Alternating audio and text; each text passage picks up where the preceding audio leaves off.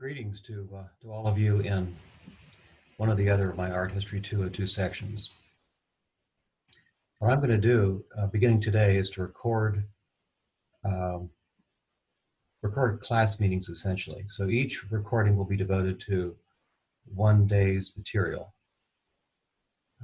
These will be posted on YouTube. I'll be sending you instructions on accessing that material, and you can look at it then whenever you want. Some of you expressed some concern with your ability to concentrate on a YouTube video, to pay attention as you would in a normal class meeting. Remember that with YouTube, you can pause anytime you want. You can go to the restroom. You can make yourself a cup of coffee. You can get up and stretch. So you can also re-see any video. So I think you can deal with that as well as I can, and having to adapt to this media and learn the technology to deliver a lecture in a new mode of presentation.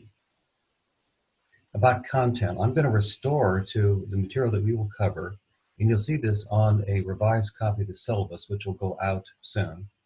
I'm going to restore the French Baroque material that I previously said I would scratch from the second midterm exam.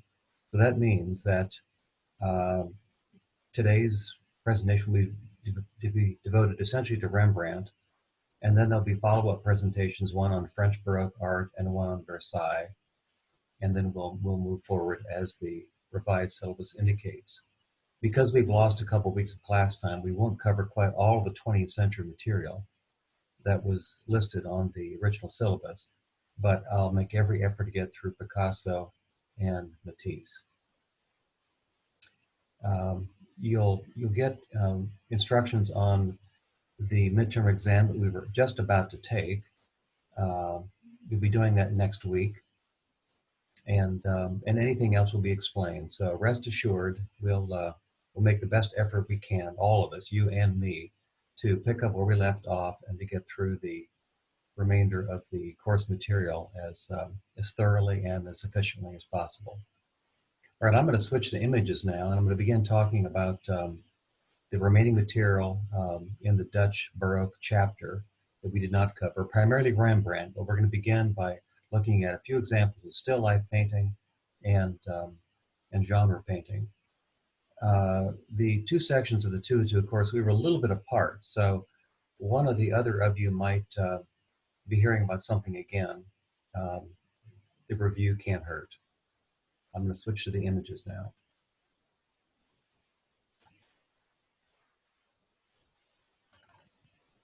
So you're going to hear my voice over images, and I can use the pointer to show things clearly. And I think you'll find that this works pretty well. So this is an example of still life painting, one that some of you may have seen previously. This work is by Peter Kles. He was a still life specialist. The circumstances in which art was practiced in 17th century Netherlands encouraged specialization. Artists tended to specialize in one or more subject categories, and Peter Kles was a still life painter. This work is relatively simple, straightforward. It depicts the average contents of a Dutch meal, probably a breakfast, and it includes a big tumbler of beer, a dry hard roll there in the distance, and a slippery fish in the foreground. So the subject matter is really simple and yet beautifully presented. He really shows here the miracle of art in its capacity to reproduce the appearance of things so vividly that you feel like you could reach in and touch any one of these things, and they would feel to the hand exactly as we would expect from our experience of the world. He's increased the illusion of the image with a couple devices that one sees quite often, and that is the projection of objects over an edge here. The front of the table seems to be consistent with the picture plane. It seems to be one and the same as the surface of the picture. That would mean then that the plate is coming out of the picture into our own space. So there's a kind of a continuum of space from our space as viewers with the illusionistic space of the painting. Another conventional device here is the inclusion of a knife on a diagonal, also projecting off of the table edge, in this case, just slightly into the space of the viewer, seemingly.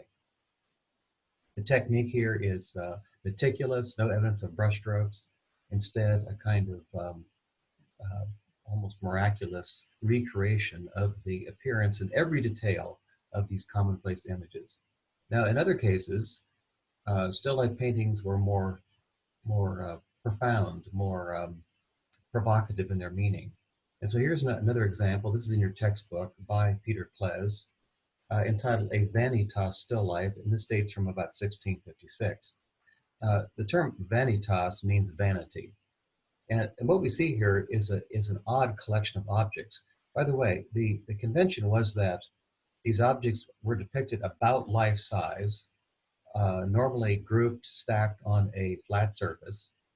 By being life size, that would increase their illusionism. You know, they're represented about the same size that they would appear to us, that they would feel on our hands were we to interact with them directly.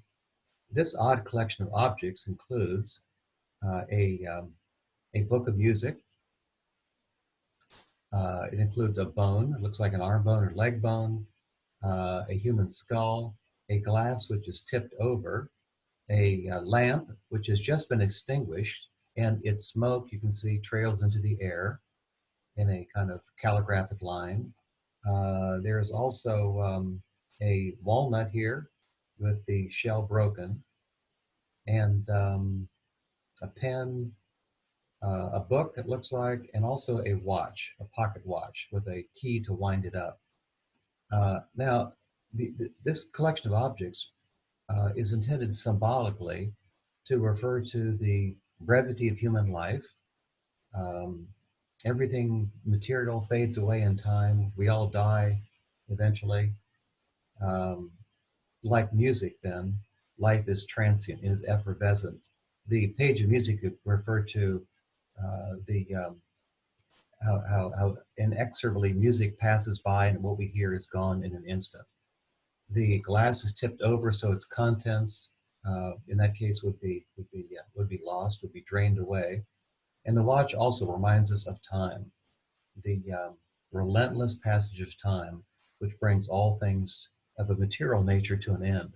So ultimately, the painting is a reminder that what's more important are the spiritual values that, to Calvinist believers of the time, would endure, would ensure their salvation. Often, paintings like this, Vanitas paintings, depict very beautiful things, and yet the ultimate meaning is that that beauty doesn't matter, that it fades away in time, and that it is rather spiritual truths um, that will endure. Our one final still life painting is this, also in your textbook. This is by another still life specialist. His name was Willem Kalf, and it's entitled Still Life with a Late Ming Ginger Jar, dating from about 1669. This is a painting that embodies the success of the Dutch in carrying much of the trade of the world. Dutch ships sailed to faraway places and brought back luxury objects, things like spices, but also, as we see here, a late Ming being a Chinese dynasty period ginger jar. Here is a uh, Persian or Turkish carpet. There are Mediterranean fruits, an orange and a lemon, expensive glassware. Um, the Dutch were, as a population, prosperous. They had the highest standard of living in Europe, really of anywhere at the time.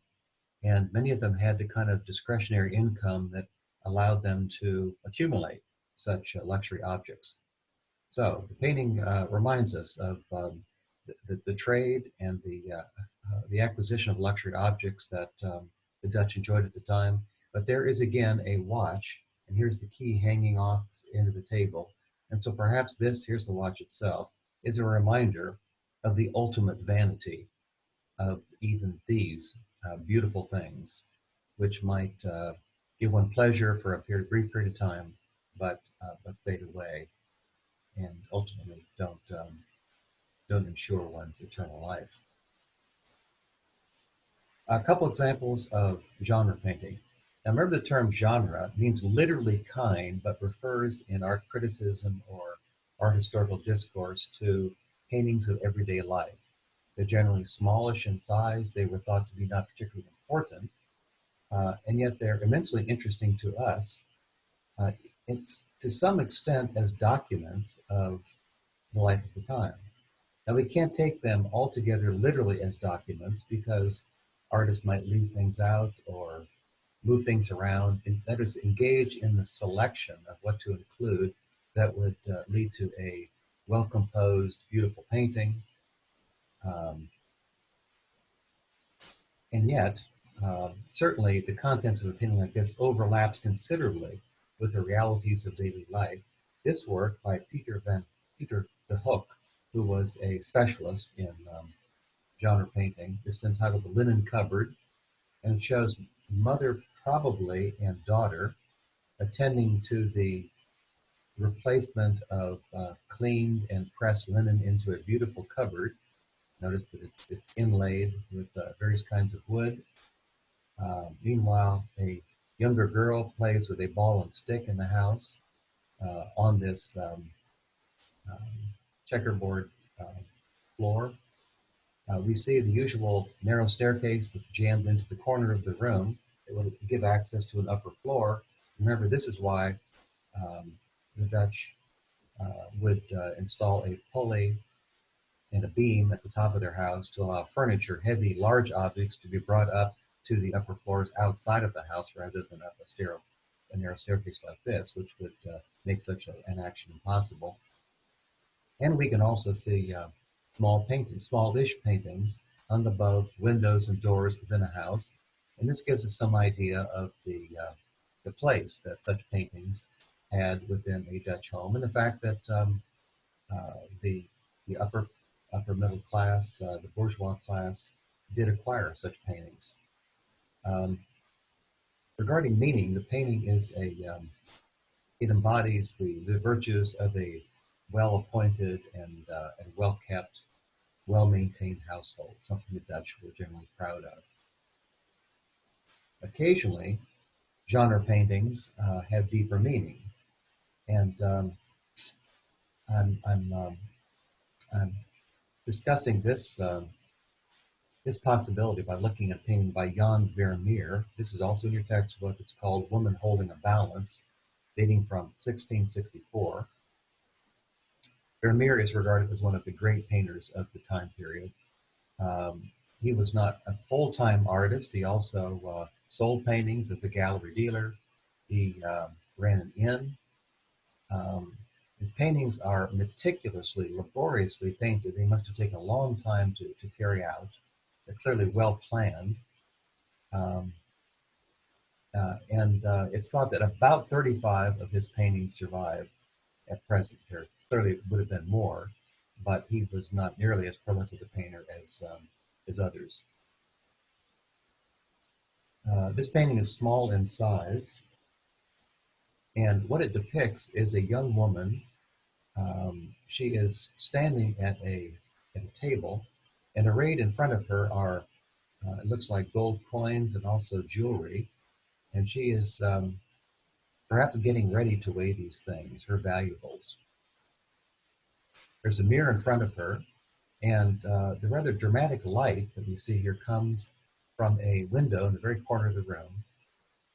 This is very typical of a Vermeer organization of a painting, with the back wall parallel with the picture plane, a checkerboard floor. Um, on the back wall of the painting there depicts the Last Judgment. And you'll notice the figure of the judging Christ up here, his hands raised to either side. Typically, then the saved would be on his right side and the damned on his left side. But that figure of Christ aligns exactly with the woman below. So we see the weighing, a weighing that is of material objects uh, going on here, and the weighing of souls going on in the painting in the background. So there's clearly deeper meaning intended here. Now you'll notice that the scales that she holds are at this moment um, unoccupied, and they balance equally. The importance of this to the meaning of the painting is reinforced by the orthogonal lines. We can see just a couple of them. One here at the edge of the table that leads upward to her hand in the scales, and the top of the mirror leads downward. Um, so perhaps what this painting prompts us to reflect on is the meaning of our own lives, which will be weighed, Calvinist believers would have thought, upon death. And we may be among the elect to go to heaven or the damned to go to hell, the painting suggests in the background. But while we're living, then, the ultimate outcome is undecided, and we have the capacity to do good or do ill and to affect the judging of our lives in the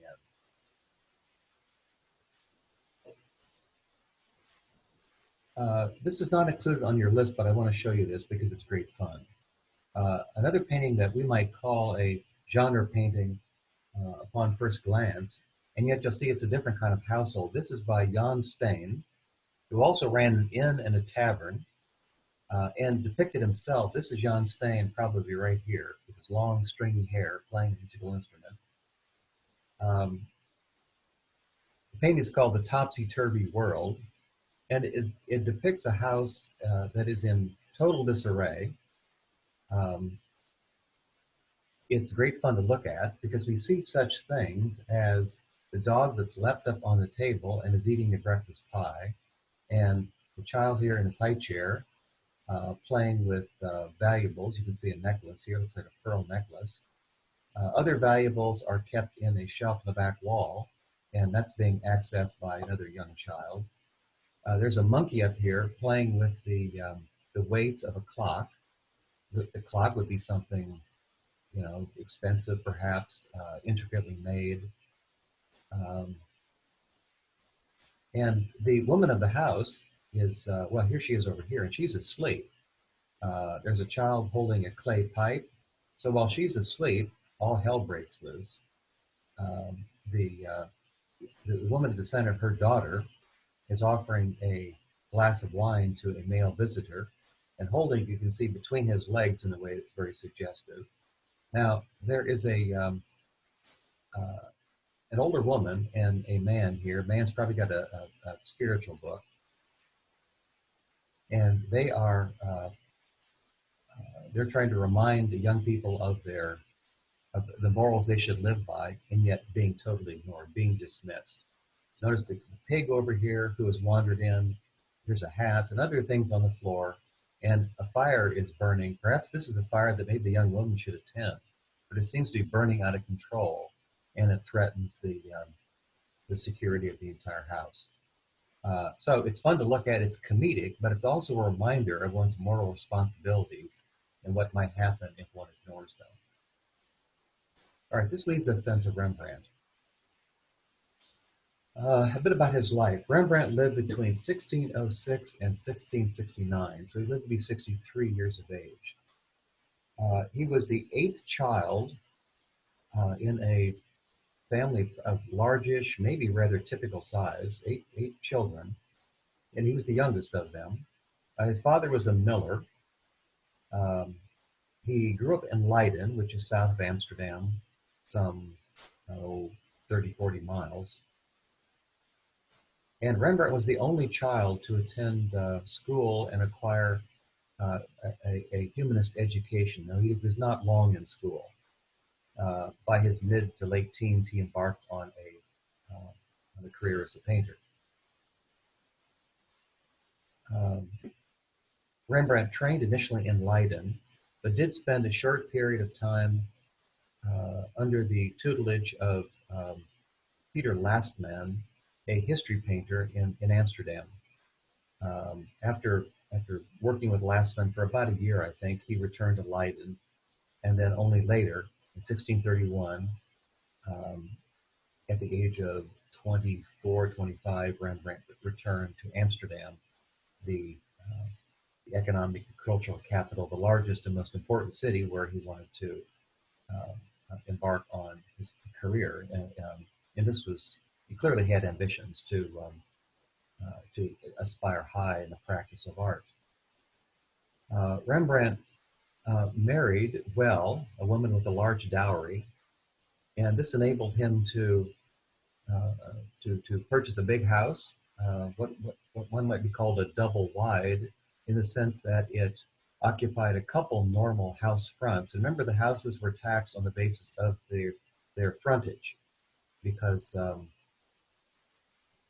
houses fronted onto canals and were typically deep, but had but narrow across the front.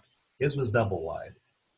He also spent money rather freely on things like collections of prints that he might learn from and props that he might include in a painting.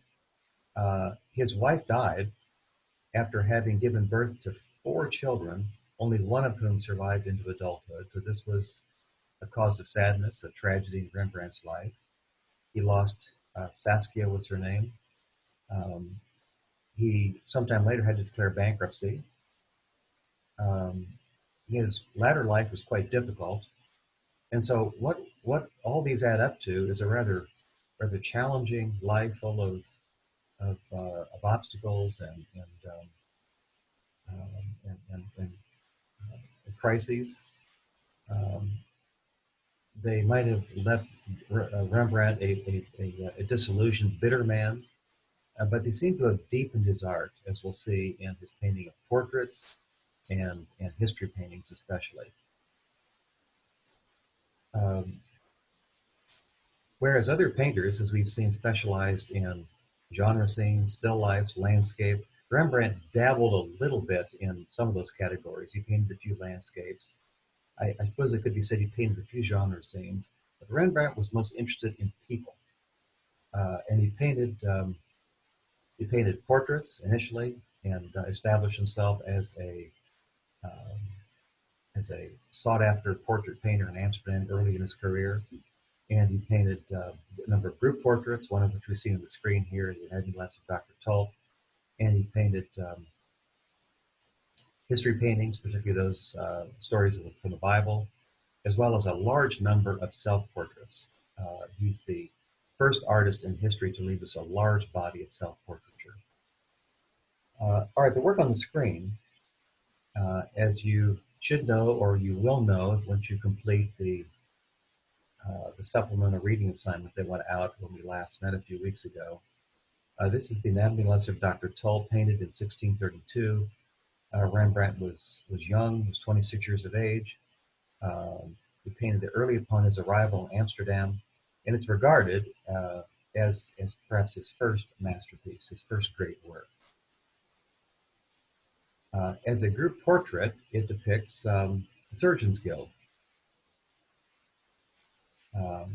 These are men, not necessarily doctors, but at least interested in medical practice and medical discoveries, and they're watching a dissection take place, which is conducted by Dr. Tulp, who appears on the right-hand side, the only one wearing a hat.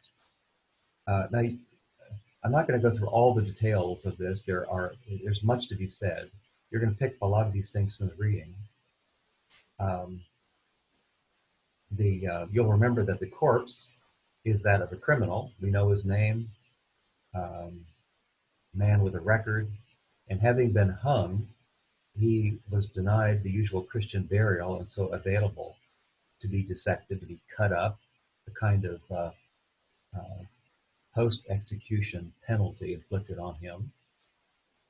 And in the lower right edge of the painting is a book, big book, open. We might assume this is a book on human anatomy, and perhaps Vesalius' treatise, which established an interest which grew into a vogue, a fad for conducting dissections by the time this work was painted in 1632. The work really diverges from group portraiture, which I'm going to show you an example of here. So here's another portrait, a group portrait of the Surgeons Guild. And you can see that it includes a skeleton at the very center. And the members of the guild are shown equally. They're lined up in two rows. It's a lot like a team portrait or a club portrait. And compositionally, it's not particularly interesting. They're turned toward each other in a way that might suggest a little bit of discourse, of conversation, but nothing is really going on. Rembrandt has revolutionized group portraiture by here combining it with history painting.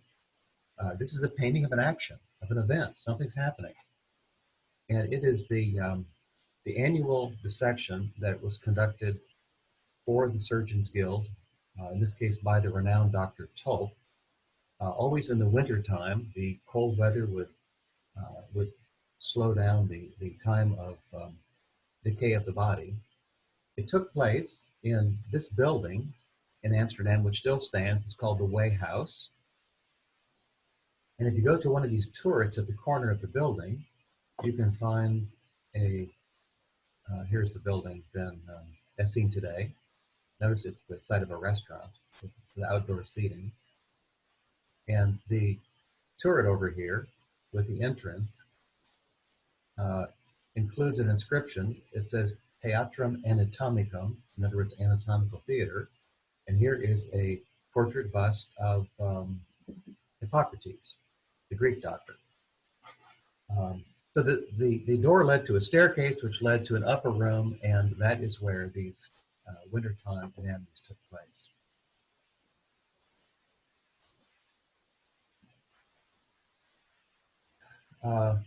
The form of the work,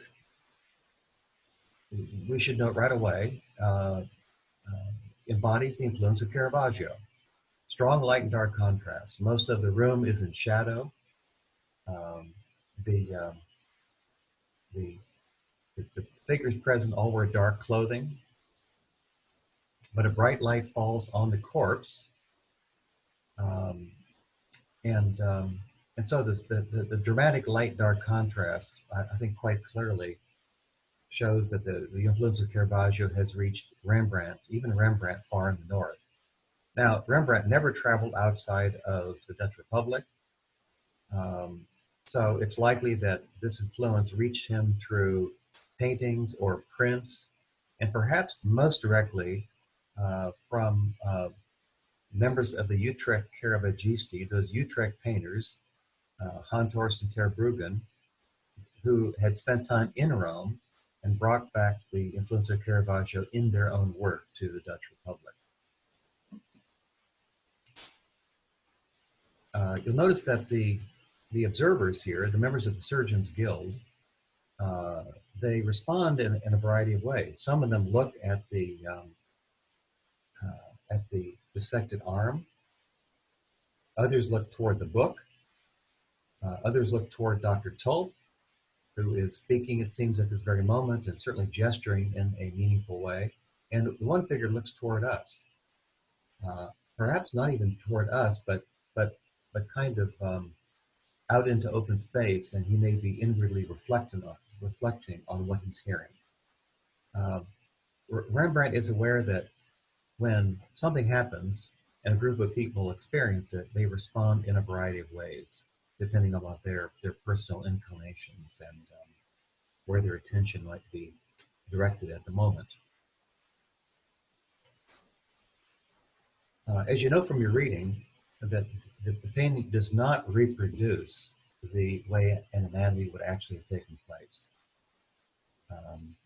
It would have been the entrails of the body, the internal organs that would have been revealed first. They decayed most quickly, and the limbs then might have been dissected on the second or third day. These things lasted normally about 3 days. Why, one might ask? Well, notice that, as the article that you read makes clear, the hands of Tulp are juxtaposed with the hand and the arm of the doctor, and he seems to be showing at this very moment what happens when a particular ligament is flexed, causing the hand to function, and he's showing with his own hand how this happens. And so hands are juxtaposed here in a way that suggests that we can use our hands, our capacities for good or ill. This, of course, is not what Tulp is saying, but it's what the painting suggests, what Rembrandt suggests in his deviation from the realistic facts of the way dissection might take place. All right, let's move on from this and take a look at another group portrait. This is not on your list, but it's one of Rembrandt's most famous paintings, a work entitled The Night Watch. This dates to 1642, 10 years later. Another group portrait, but one done on a very large scale. The painting is today about 12 feet by 14 feet in size, but it was cut down a couple feet to fit into a smaller space when it was moved. The painting was originally made for a newly constructed and newly decorated hall where 6 group portraits were to hang.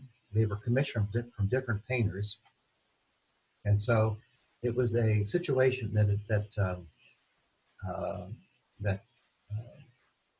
it invited comparison and would have provoked competition between the participating artists. From all we know, Rembrandt seems to have have, have overshadowed the other artists in spades. Um, he's depicted in a very spectacular way the military company of Franz Banning Koch and Willem van Rittenberg. Those are the names of the leaders here. The name Night Watch is a nickname.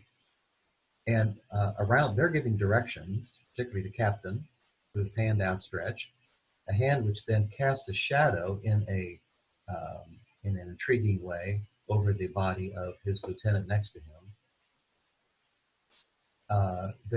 Everybody here is marching forward toward us. So in another couple seconds, they're going to overrun the viewer. This adds dynamism, excitement, tension to the painting. And the other people present, the other members of the company, we might read this in a couple different ways. They're either responding to a call of alarm and grabbing weapons and guns. A drummer here is pounding on a beat, or perhaps assembling for a parade. But at any moment, in any case, the moment is full of tension and animation and excitement, and we might imagine noise. You notice there are lots of diagonal lines, the lines of flags and spears. The diagonal orientation of those lines adds tension to the painting. They also direct us inward toward the most important figures. This work especially diverges from the old-fashioned group portraits, which lined figures up and showed them more or less equally. You'll notice that in some cases, only the upper half of the face is shown. Now, it's said that there were about 16 members who contributed to to being included in this group portrait. So it may be the people who didn't contribute that got depicted in this highly abbreviated way. Your textbook mentions a girl here, and the little girl, she seems to be the sole outlier among this group of men, and she appears to be scrambling to get out of the way of the parade or the march that is coming into order. Notice that a light falls on her, so she's brightly illuminated. It made to stand out. Now, what the text doesn't tell you is that she has hanging from a belt around her waist a chicken, and the chicken was an emblem of this particular group. So it seems that she is included here in a meaningful way. We might understand that she has been to the market, she's purchased this chicken, and she's bringing it home in this way. Something else that's going on is that the different stages in loading and firing and reloading a musket, those different stages are shown in a number of figures. This guy right here, whose musket is angled toward us as he moves toward us, and you can see he's fiddling with the end of it, perhaps using a ramrod to clean out the weapon or to place a shell at the bottom of it. The gun is going off back here. You can see a little bit of smoke behind the head of the lieutenant, and here the gun is being prepared to be reloaded. So it's a painting full of excitement, full of noise and tumult. and one that really pushes the group portrait about as far as possible in the direction of a history painting, a painting of an event.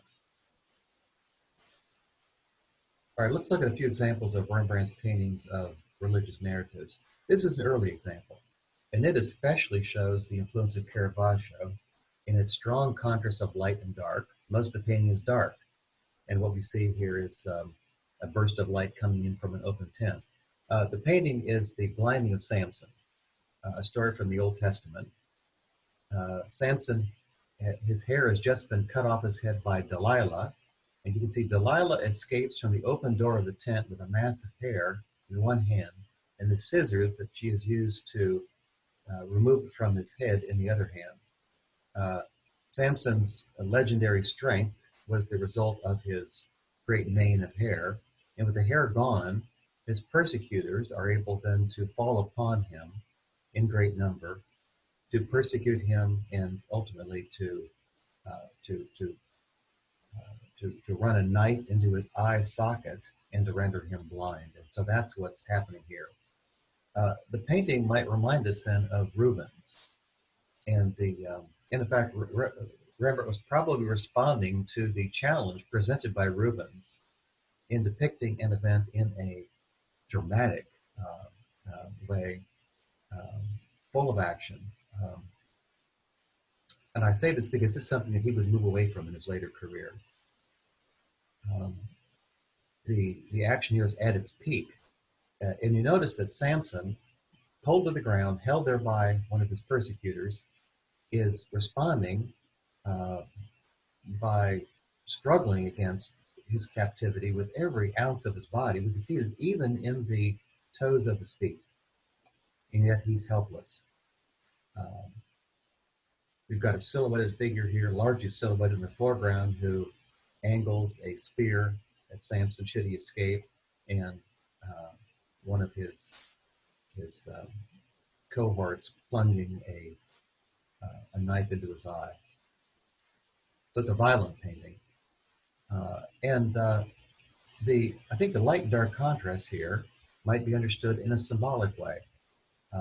Formerly, Samson saw the world fully, saw things in the light, but with his eyesight taken away from him, he'll live out his life in a state of darkness, as is embodied in the dark periphery of the painting. Now, as we look forward to Rembrandt's later religious paintings, what we see is that the violence, the frenetic activity that is evident here, this falls away, and his paintings become more still, more calm, and more about um, contemplation, more inward in their meaning. And an example of this, which is in your textbook, is seen here in The Return of the Prodigal Son. This was perhaps Rembrandt's uh, favorite subject, well, one that he returned to a number of times in different media. I think there are about 4 or 5 versions of this. This version dates from the uh, the last couple of years of Rembrandt's life, about 1665. And we see Rembrandt depicting the moment when uh, the son who had been given his inheritance, gone to the city, wasted it in sinful activity. He's now returned in a state of humble contrition. He's on his knees in front of his father, and his father responds with with a gesture, with an expression of charity. You notice that the son has his hair shaven, his clothes are in disarray, and his shoes are falling off his feet. So he's wasted his inheritance. He's in a state of misery here, needing mercy, needing comfort. He finds it in the welcome embrace of his father. In the background, this may be the other son who stayed home, invested his inheritance, used it wisely, made it grow, and he seems to look out of the shadows in a way that suggests bewilderment, uncomprehension. How can you treat my brother this way when he's wasted his money? Others look upon this in a rather sober, stern way. But the gesture of the Father, it's the hands really that express everything. Now you'll notice that the cool colors that we see, at least minimally here, the blue, that's eliminated from Rembrandt's palette in his later works. We see only warm colors, that is, golds, oranges, yellows, muted, of course, played against a dark brown background. We don't see the strong light-dark contrast in the extreme form that we saw in his early work and that we saw in Caravaggio, but rather a whole lot of gradations of light and dark. Just a few highlights that bring our attention to faces and hands, another face over here, but otherwise a lot of half shadow and dark shadow. So the warmth, the depth of feeling here, I think, is expressed especially in the colors, and then quite literally in the embrace of the Father's hands on the shoulders of his Son. I want to show you this painting, which is not in your textbook, because I think it embodies Rembrandt's his novel, profound approach to familiar stories. The painting is now thought to be, perhaps not by Rembrandt at all, but by, we might label a follower of Rembrandt, style of Rembrandt, school of Rembrandt, something like that. But I think that the painting really represents the style of Rembrandt and particularly the conception, the approach of Rembrandt in a particularly powerful way, and that's why I show it to you. We can imagine it dating from the 1660s, the time of Rembrandt's late work. And what it shows is Pilate having condemned Christ to death, having water poured over his hands. This was an action that symbolically removed guilt from someone in a position of authority.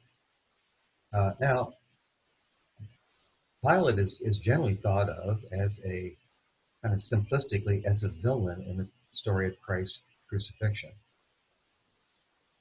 But what Rembrandt does, and let me remind you that prior to this, it was the time of Passover in Palestine, and Christ, having been taken prisoner, was offered to the Jewish people as a prisoner that they might free, as was the custom.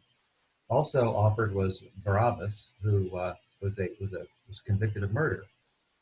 But the Jewish authorities circulated among the crowd, and they incited the crowd to protest for Christ's crucifixion and for the release of Barabbas. And so that's what's happened.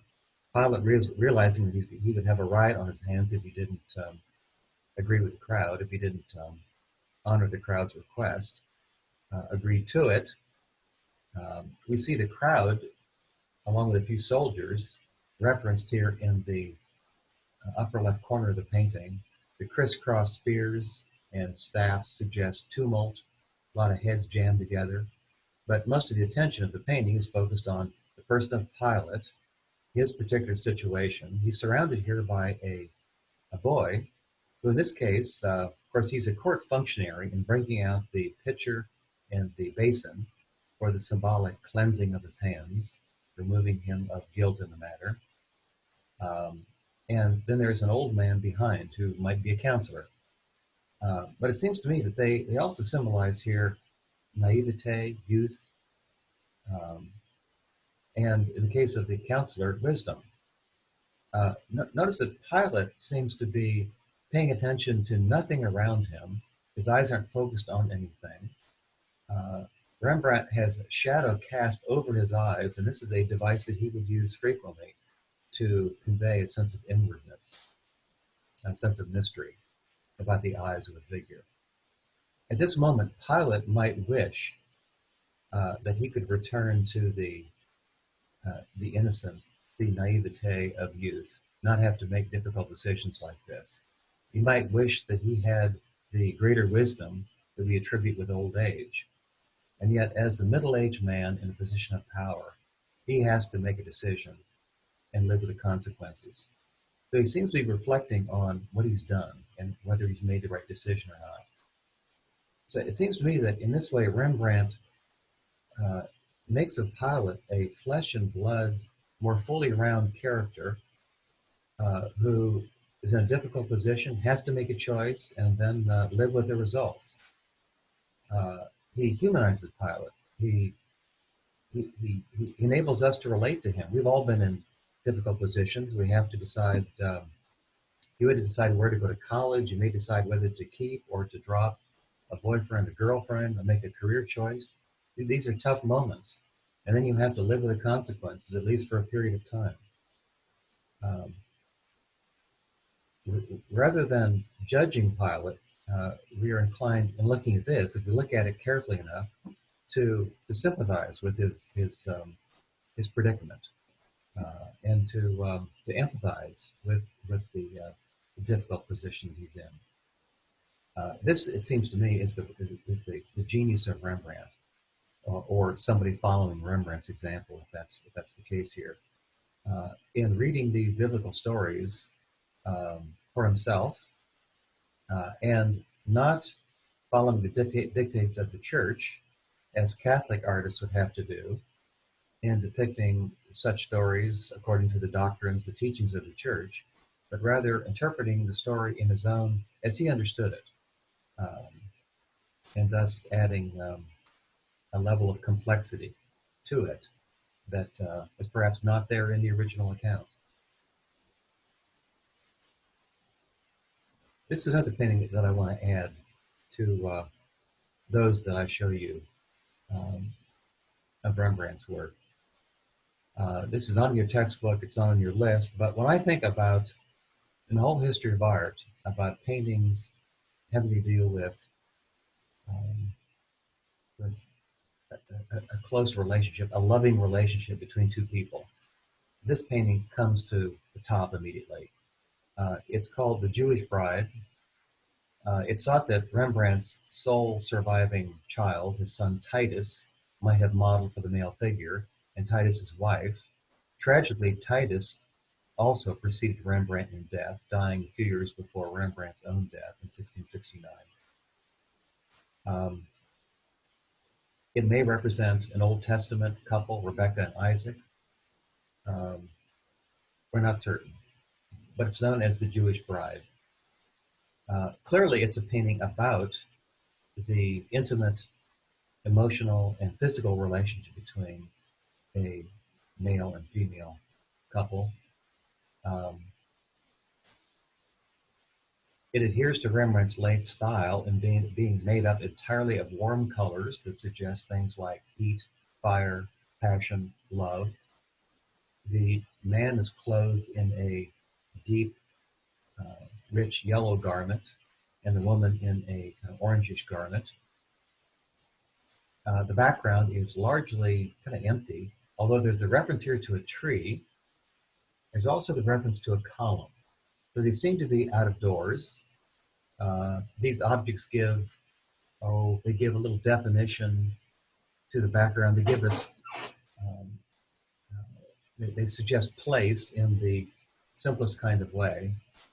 Um, but really little attention goes to them, and the darkness deflects our attention almost wholly to the faces and the hands of the figures. You'll notice that the technique here is very painterly. This is something I have not mentioned yet. But you can see that um, this decorative band here on the woman's garment is just a lot of single brush strokes. Um, the highlights stand out here as blobs of white paint on the man's sleeve. I've got a detail here that shows the hands and some of these highlights a little more clearly. Now, the hand here is, I think, really the meaningful center of the painting. What's going on is that he seems to be putting a necklace around her shoulders, around her neck and shoulders. And as he does this, he touches her breast in a kind of protective way. But notice that her hand gently rests on his in a way that seems to be encouraging. Uh, the lightest of touch is conveyed so convincingly here in this detail. Uh, Interestingly, they don't look at each other. Uh, their attention also seems to be inward. And I think one might read this in a number of different ways. Uh, on the one hand, we are ultimately alone. No matter how much we might feel to be soulmates of somebody else, uh, emotionally bound to somebody else, we are ultimately alone. Um, Another way of reading it is that though they don't look at each other directly, they they sense each other's thoughts. They they don't need to look at each other to feel a close emotional psychological bond. This painting, I think, as much as any, really typifies the emotional depth, the profundity of Rembrandt's late work. Lastly, we're going to look at a few Rembrandt portraits. As your book tells you, Rembrandt left a unprecedentedly large body of self-portraiture, the first artist in history to do this, and really there were few that equaled him. Van Gogh would be one much later in time. Rembrandt left about 70 self-portraits, painted, uh, some mostly painted, but others etched, others drawn. So uh, this might suggest a deep streak of narcissism, and there may be a little of that. I think in some portraits he seems to be expressing his confidence in his own accomplishment as a painter. But he could also use his face to as something to study and to try out all sorts of effects on. And we see him doing that, particularly in his early work. So here we're looking clearly at a youthful self-portrait. And um, notice every time here the format. So here we see a bust-length portrait. He has turned his head away from the axis, from the plane of his chest, and that adds a bit of interest. The background is blank, and there is direct eye contact between viewer and sitter. Uh, Perhaps the other, and maybe the most prominent aspect of this painting is the dramatic lighting, which renders his face half as highlight and half as deep shadow. Um, in a later example, here, we see him, again, I think, working with lighting. And he has, in this case, more backlighting, so that the light, well, I should say his big mane of hair casts a shadow over his eyes. Here's an example then of him having a sitter's eyes look through deep shadow or half shadow, adding a note of mystery to the work. Again, bust length, the background is blank. Here's a more finished work, a more serious work, and this is a self-portrait of the artist at age 40. This work is based on a work by Titian, which had come up for auction in Amsterdam. So Rembrandt knew the work. And you notice right away that the pose of the sitters is the same.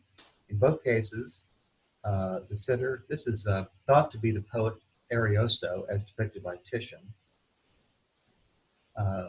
And like Ariosto, if that's indeed his identity, Rembrandt poses himself with his arm resting on a parapet wall. The signature is down here. And his body is turned at an angle from his head, which looks out toward us, with eye contact between viewer and sitter, blank background. So basically the same format.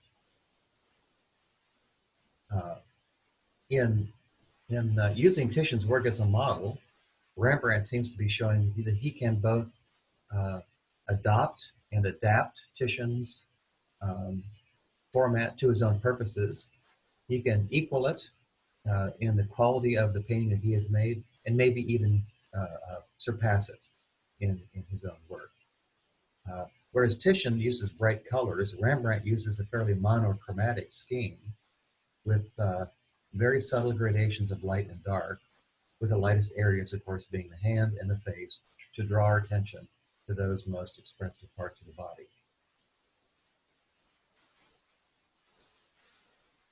A still later self-portrait. In this case, Rembrandt depicts himself frontal. He looks straight out toward us, and he is shown, oh, I would say about 3/4 length down to the knees. Now it seems that he's sitting in a big chair, something like a throne. I mentioned that Rembrandt spent a lot of money, and this led him to bankruptcy, purchasing items of costume, props that he could use in paintings. And here we see him adorning himself in layers of clothing, belts, and then what looks like a scepter. So it seems that he's adopted here the persona of a king, a person in authority, looking out from his throne in a kind of authoritative way at the viewer. Your textbook includes this work as the self-portrait that is discussed at some length. Self-portrait of the artist at age, well, let's see, he'd be in his early 60s, painted around 1660. Now, I want to compare this to a portrait that I showed you in class. We had the luxury of being there, and that is Rubens' portrait. And I remarked then that Rubens depicts himself as a man of the world. There's no reference here to his profession as artist. We know that, of course, that he interacted with different courts across Europe and sent on diplomatic missions on some occasions. So there was some basis for showing himself that way. The column in the background suggests a stately palatial environment, and he has his hand on a sword, and this suggests his status as having been knighted in both England and Spain. He's very much a man of the world, and he's dressed in an imposing way and has an air of confidence and self-possession, accomplishment about him.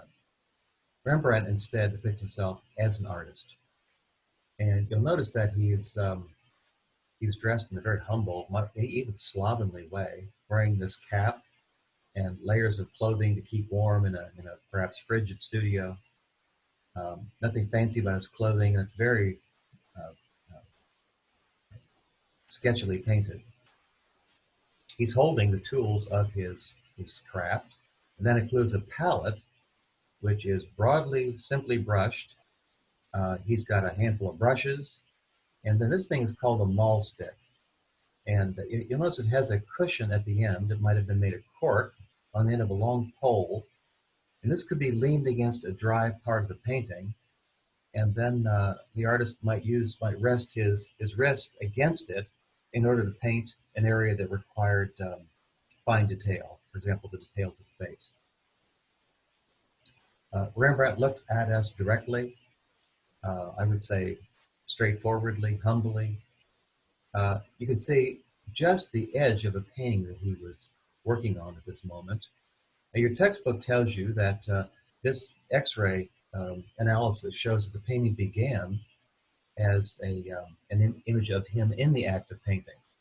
But in the end, we see him having paused and turned toward us, and there's only the briefest reference to the painting itself. So, of course, he's holding the tools he would use. Notice the palette of his late years, all warm colors, creamy yellows, a deep red, browns, just a bit of orange, colors that exude warmth. And then, mysteriously, provocatively, there are two circles on the wall in the background. Why are they there? Well, art historians don't know for sure, but have offered all kinds of explanations. And this probably has to do with the difficulty of drawing a circle freehand. Doing so was regarded as a demonstration of artistic competence, artistic virtuosity. Certain artists were said to have been able to draw a circle freehand, Giotto, for example. I think these stories are largely a matter of legend. Another legend having to do with Greek painters says that they challenged one another to a competition. And in this competition, the first drew a circle freehand, as we've established, something difficult to do. And in response, the second painter drew a circle freehand. It was also perfect as a circle, but it had exactly the same diameter as the first circle. Well, that's even a little more difficult to do. And then the first painter came back in response, and he intersected the two existing circles with a third circle, which is perfectly placed over those two circles. Well, Rembrandt places himself over two circles. And so perhaps aware of these legends about artistic virtuosity, he is asserting in a very subtle way here his own claim to artistic greatness. He seems to be saying that um, these stories exist about Giotto and Greek painters and others about their skills. Um, I am just as great, um, and my paintings uh, will outlive me to prove it. I always feel a great sense of responsibility in teaching Rembrandt because I too feel that he is um, one of the handful of greatest painters in the history of art. Um, his paintings warrant often and long looking. Um, they're technically virtuosic. Of course, he's following the example of Titian and others um, who uh, who developed a painterly technique. Rembrandt's is even freer than Titian's, um, and so he's showing us the, the tricks of the trade.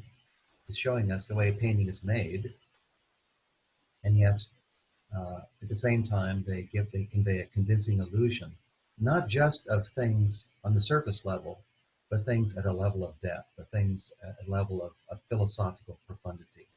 He's really reflecting on the nature of human experience and the mystery of human beings.